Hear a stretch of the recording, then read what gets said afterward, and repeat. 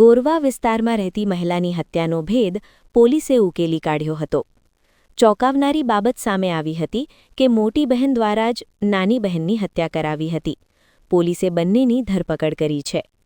વડોદરા શહેરના ગોરવા વિસ્તારની આમ્રપાલી સોસાયટીમાં રહેતી 36 વર્ષીય પરિણીત મહિલા અજીજા બાનુ ઇસ્માઇલ દેવાનની દુપટ્ટાથી ગળું દબાવી હત્યા અંકોડિયા ગામના ખેતર પાસે થઈ હતી. સ્થાનિકોને મૃતદેહ મળી આવતા ચકચાર મચી જવા પામી હતી. પોલીસે મૃતક મહિલાનો મોબાઈલ કબજે કરી એફએસએલમાં મોકલ્યો છે. જ્યારે આ હત્યા કોણે કરી તે દિશામાં તપાસ માટે પોલીસે 100થી વધુ સીસીટીવી ફૂટેજ તપાસ્યા હતા. સીસીટીવી અને હ્યુમન સોર્સની મદદથી પોલીસ હત્યારા સુધી પહોંચી હતી. આ સમગ્ર બાબતે વડોદરા જિલ્લા પોલીસ વડા સુશીલ અગ્રવાલ દ્વારા જણાવ્યું હતું કે પોલીસને હ્યુમન સોર્સ તથા સીસીટીવીની મદદથી જાણવા મળ્યું હતું કે આરોપી મૃતકના મોટી બહેન સાથે પરિચિત છે. પોલીસ દ્વારા મોટી બહેનની પૂછપરછ કરવામાં આવી હતી. સાથે સાથે આ યુવક ઝોમેટોના નોકરી કરતો હતો, જેથી ઝોમેટોના રિજનલ અધિકારી સાથે વાત કરીને તમામ રાઇડર્સની ડિટેલ બહાર કાઢવામાં આવી હતી.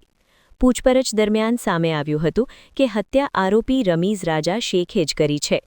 તેઓના મોટિવ બાબતે સામે આવ્યું હતું કે રમીઝ રાજા છે તે મોટી બહેન ફિરોઝ બાનુ ઉર્ફે અનીશ દેવાન સાથે 5 વર્ષથી રિલેશનશિપમાં હતો અને મોટી બહેનના કહેવાથી નાની બહેનનું મર્ડર કર્યું છે.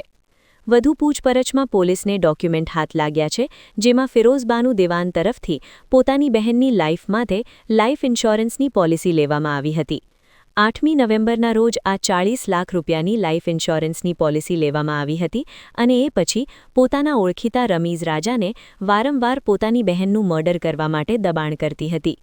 અગાઉ પણ પ્રયત્નો કર્યા હતા. ત્રીજી વખત પોતાની બહેનને શ્રમ કાર્ડ બનાવવાના બહાને રમીઝ રાજા પાસે મોકલી હતી.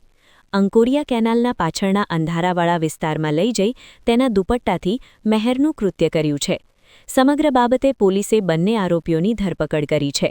વડોદરા જિલ્લા પોલીસ વડા સુશીલ અગ્રવાલ દ્વારા આ સંદર્ભે વિગતવાર માહિતી આપી હતી. ફિરોઝા બાનુ છે તે પણ મેરિડ છે અને આ જો અજીના બાનુ છે, અજીના બાનુ મુસ્તફા દિવાન, એમના પણ ભૂતકાળની અંદર 3 વખત લગ્ન થઈ ચૂક્યા છે. નહીં, રમીઝ રાજાની કોઈ હિસ્ટ્રી એવી રીતેની નથી અને આ ફિરોઝા બાનુ અને રમીઝ રાજા બંને ભેગા મળીને જ આ પ્લાન બનાવ્યું હતું. 28 નવેમ્બરની રોજ આ ઇન્સ્યોરન્સ પોલિસીની પ્રથમ કિસ્ત એમના દ્વારા જમા કરાવવામાં આવી છે.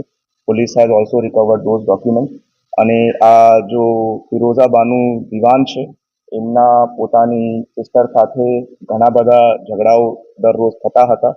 એ સાથે એમને પૈસાની ઇન્સ્યોરન્સની મુદત પાકી જાય એના હેતુથી એમનું આ મર્ડર કરાવવામાં આવ્યું. 40 લાખની પોલિસી ઉતારી હતી.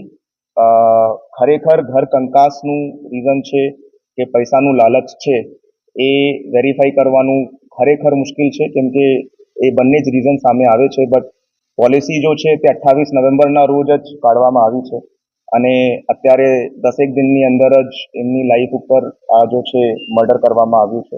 તો વન કેન ઇઝીલી ડિડ્યુસ કે લાइफ इंश्योरेंस के पैसे के चक्कर में ही ये मर्डर करना. હા, રમીઝ રાજા ત્યાંથી ફરાર થઈ ગયો હતો અને પોલીસ દ્વારા જો છે એમને શોધીને અરેસ્ટ કરવામાં આવ્યું. અત્યાર સુધી જો ઇન્વેસ્ટિગેશન આવી છે એમની અંદર આ 2 લોકોની જ મુખ્ય ભૂમિકા દેખાય છે. બાકી હાલ ઇન્વેસ્ટિગેશન ચાલુમાં છે અને બીજા કોઈનું પણ રોલ આવશે તો અમે એની અંદર આગળની કાર્યવાહી કરીશું.